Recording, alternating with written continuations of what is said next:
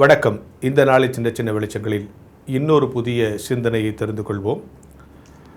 நாம் கண்டுபிடித்த cellphone, internet, email இவையெல்லாம் தோற்று போய் இயற்கைக்கு முன்னால் இவைகளெல்லாம் ஒன்றுமே இல்லை, இவைகளெல்லாம் ஒரு காலகட்டத்தில் செயலிழந்து போய்விடும் என்கிற அனுபவத்தை சமீப காலத்திலே நாம் உணர்ந்தோம், அனுபவித்தோம்.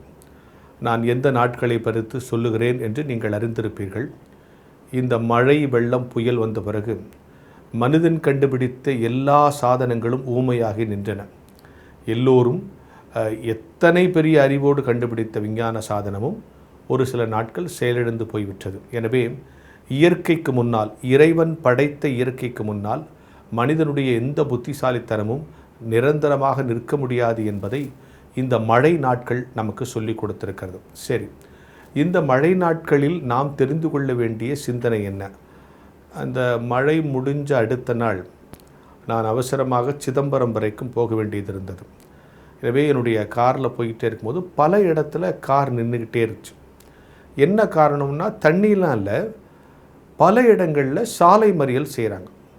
எங்கள் டிரைவர்கிட்ட கேட்குறேன், என்னென்னா சார் இங்கே சாலை மறியல், அங்கே சாலை மறியல். அப்போ எங்கள் டிரைவர் ஓட்டிக்கிட்டே சொல்கிறார், சார் இவங்க வீட்டில் தண்ணி வரல, இவங்க வீட்டில் தண்ணி வந்துருச்சு, இவங்க வீட்டில் கரண்ட் வரலன்னா கொண்டு வந்து நம்ம போகிற ரூட்டில் வந்து ஏன் சார் தடுக்கிறாங்க அப்படின்னு கேட்டேன். அதாவது அவங்களுக்கு தண்ணி வரலைங்கிறது பிரச்சனை, இவருக்கு காரை வேகமாக ஓட்ட முடியலைங்கிறது பிரச்சனை. அப்போ நான் அவர்கிட்ட சொன்னேன், எதற்காக சாலை மறியல் செய்கிறோம் நீங்கள் நல்லா யோசித்து பாருங்கள். ஒரு கூட்ட மக்கள் திடீரென்று வந்து ஒரு போக்குவரத்தை தடுக்கிறாங்கன்னு சொன்னால் அங்கே போக்குவரத்து ஸ்தம்பிச்சிடும். உடனே அந்த நியூஸ் எல்லா இடத்துக்கும் அந்த ரோட்டில் வண்டியே போக முடியலன்னு அது அரசின் கவனத்துக்கு போகும்.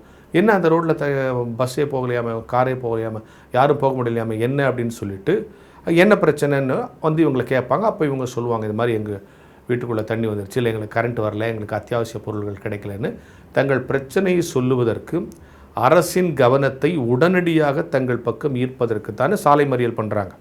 இப்போ நான் கேட்குறேன், மழை வந்துருச்சு, வெள்ளம் வந்துருச்சு, தண்ணி எங்கே நின்றுச்சு, இங்கே நின்றுச்சுங்களே, இது கூட இயற்கை நடத்திய சாலை மறியல் தான்.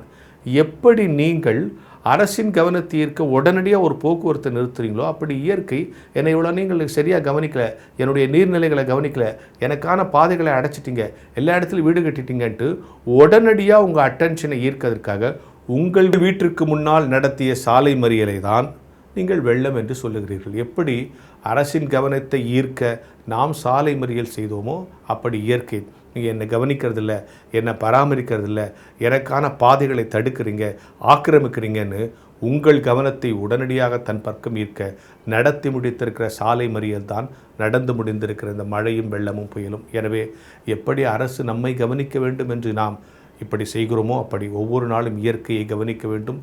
மழை வெள்ளங்கள் பாதிக்காத அளவிற்கு வீடுகளை கட்டிக்கொள்ள வேண்டும். ஒரு அருமையான தகவல் படித்தேன். வெள்ளக்காரன் நமக்கு விடுதலை கொடுத்துட்டு கிளம்பும்போது இந்த மெட்ராஸ் மேப்பை கொடுத்துட்டு எந்தெந்த இடத்துலலாம் வீடு கட்டக்கூடாதுன்னு மார்க் பண்ணி கொடுத்துட்டு போனாரோ அத்தனை இடத்துலையும் நம்ம வீடு கட்டிட்டோம். அப்புறம் நம் வீட்டிற்குள் வெள்ளம் வராதா? எனவே இந்த மழை நாளிலும் இப்படிப்பட்ட சிந்தனைகள் தெரிந்து கொண்டு இறைவன் நமக்கு கொடுத்த இயற்கையை கவனிக்க வேண்டும். இல்லை என்று சொன்னால் நம் கவனத்தை ஈர்க்க அது மீண்டும் மீண்டும் வெள்ளம் என்கிற வகையில் சாலை மறியல் நடத்தும் என்கிற ஞான வெளிச்சத்தோடு இந்த நாளை தொடங்குவோம்.